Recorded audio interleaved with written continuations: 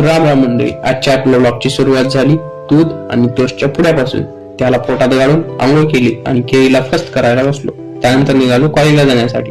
आज होता आपला बीटीबीलीचा पेपर देऊन लेक्चरला बसलो तर आपला मित्र खेळत होता मोबाईलवर गेम. हा कोणता गेम आहे कमेंट मध्ये नक्की सांगा. त्याकडे दुर्लक्ष करून बोर्डवर पाहिलं तर डायमेन्शन देऊन काहीतरी बंदच काढलेलं होतं. सरला म्हणलं घरचे बघितले तर तेच वही फाळीपर्यंत मारतील. मित्र म्हणला की दगडूशेठला जाऊ. दोघाला पण काम काय नाही, दोघे पण निकाम टेकडे. चल मित्र म्हणलं. दगडूशेठ गणपतीचे दर्शन घेतले. तुम्ही पण या व्लॉग मधून घ्या आणि व्हिडिओला लाईक करा आणि कमेंट मध्ये गणपती बाप्पा मोरया लिहायला विसरू नका. त्यानंतर बसमध्ये बसून निघालो घराकडे जाण्यासाठी.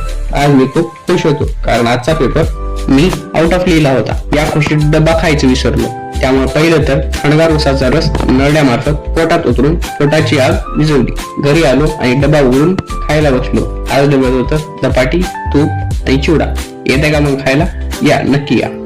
आता पुरतं एवढंच. Bye bye. गेला नाहीत का अजून? बाय बाय म्हणलं.